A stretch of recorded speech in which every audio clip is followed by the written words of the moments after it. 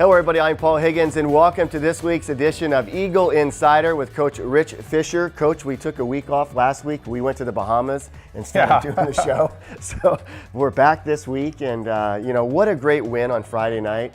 80s night with the Eagles Nest. I know that didn't have a huge impact on you, but the kids were having a great time. Obviously that great time that was in the stands was a great time on the field. Put up a lot of points, your defense played great. What do you take away from that game? Well, I think if you look at it, it's what we can be. We've been pretty inconsistent here the last couple weeks prior to this game, but it was nice to see us, correct a lot of the things that we've been working on in practice, and obviously the execution was really good. I was really happy. From a penalty standpoint, we cut those way down, and that has a huge factor, obviously, in the outcome of any game, and then obviously not turning the ball over. So the results of that are, a good victory. No doubt. Before the game, as we mentioned in our highlight package, you had Joshua there, 5-year-old young man, young boy that's suffering from leukemia. Nigu came out, and obviously it's a great organization. But he was in your locker room prior to the game, and you talked to your team about him, and that certainly was inspiring. And I was watching Joshua, and especially I was watching his dad. His dad was pretty emotional about it. When you do things like that, it is hard to turn the table and go get ready to play football. But you made it appear to the kids, obviously, that hey, there's some things in life that are bigger than football, and this little Joshua guy, this young boy, really kind of showcases that love that you have for your football team and in the direction you want this team to go in character. Is that hard to do, to flip that switch from one emotion to the next like that? I think you can use it as a motivating factor, actually. It makes you really appreciate when you stand there and you look at a 5, 6 year, 7-year-old kid that is battling leukemia and fighting for his life, right. and here we are talking about football, and trying to win a football game. So it's just nice that hopefully we can take a little bit of time out of his day and out of what they're going through as a family, and let him enjoy the moment and be a kid and enjoy football, and then have I think a bunch of football players. I know they were fist bumping him, and he was excited and really talkative, and if we can give him a little jolt of energy, from us just doing what we do, and like I told the team, if we can be half as brave as he is, out on the football field and doing our jobs, then hopefully we'd like the results, and sure enough. Great results. And first quarter, I know that you were probably wondering what was going on, what team was on the field. It was quickly a 7-7 game, and then after that, the Eagles really started to score a lot of points. But your thoughts about your defense? They certainly came out and shined. There's a lot of positives on your defense. Yeah, no doubt. I think we've talked about this a couple times, just the improvement that we've made on the defensive side of the ball. Schematically, some changes that we've, at the end of each season, you go back and you evaluate, what you're doing well and what you can add to your defense schematically to make it better. And then at the same time, what players do you have, and how do we fit those into what we're doing? And like I said, Max and those guys on defensive have done just a tremendous job of getting those kids prepared, and they've played well every week and given us an opportunity, to win. You can't win any championship without a great defense, and they sure have done their part. Your quarterback is really settling into his own now. Did you feel that this fourth game, do you feel like you're on the same page? I mean, he had a great running touchdown, but he also threw some great balls out there too. I know Chase Nenad was on the opposite end of a couple of those big throws. It seemed like he's really dropping them in there. Yeah, he's growing each game. He's a young kid. He's a sophomore in high school, and he got off to a really quick start in our first game, threw 6 touchdown passes, and then faced 2 really, really good opponents that were challenging defensively for him, giving him different looks, and really just athletically the caliber of player that we were playing against. Not to take anything away from Mayfair, they were a state semifinalist last year in their division, and a good football team. I think the free safety actually is committed to the University of Texas, and then they've got some guys obviously on defense that are being heavily recruited as well. But at the end of the day, it's really not about what the defense does. It's a matter of us executing and carrying out the game plan and going through keys and reads and delivering the ball where it needs to be and blocking them.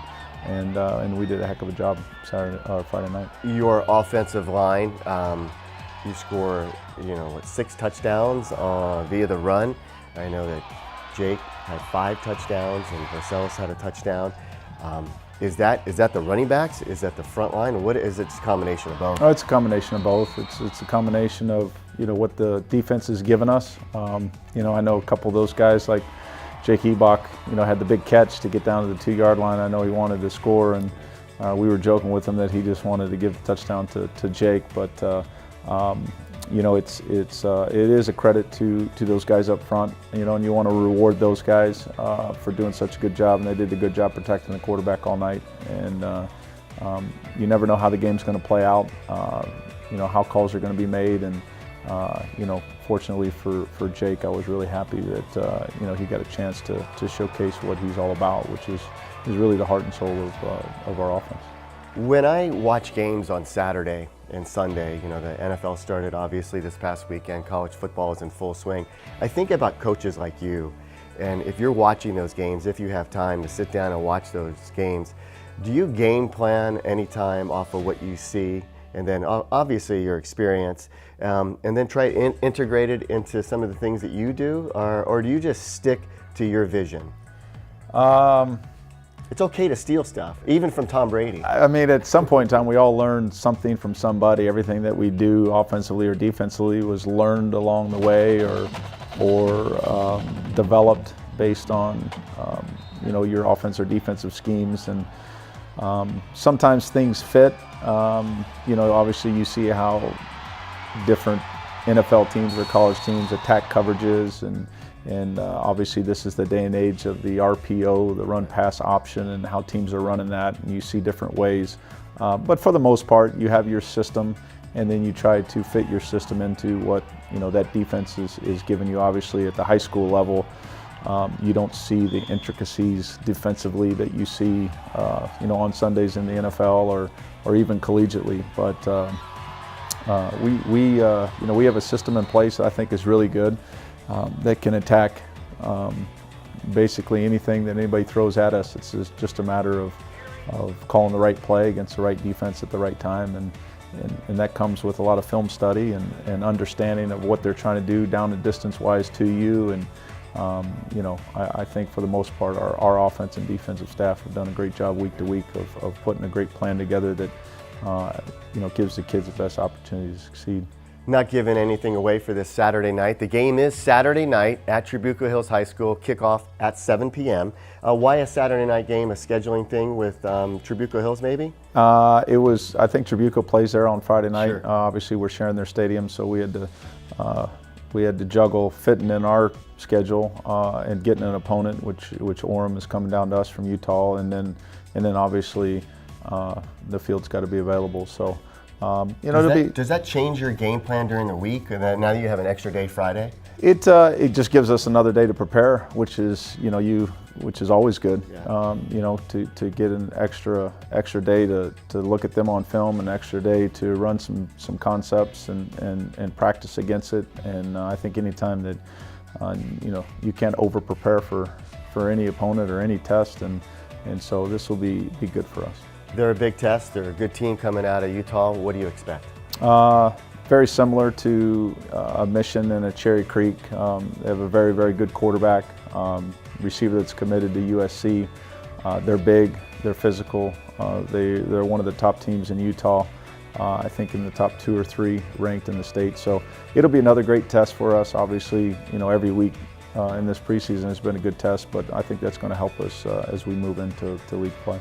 So you have this game on Saturday night, and then the Eagles have a bye week, which is good. It's always great to have that bye week, and then they get started with the league season. Coach, I'm glad you're feeling better. I know that last week you weren't feeling great, so welcome back to Eagle Insider. Appreciate it. Good luck on Saturday night, and thanks for doing this. Thank you very much. All right, appreciate it. Coach Fisher, I'm Paul Higgins. Thanks for watching Eagle Insider. We'll see you again next week, and we'll see you Saturday night at the football game.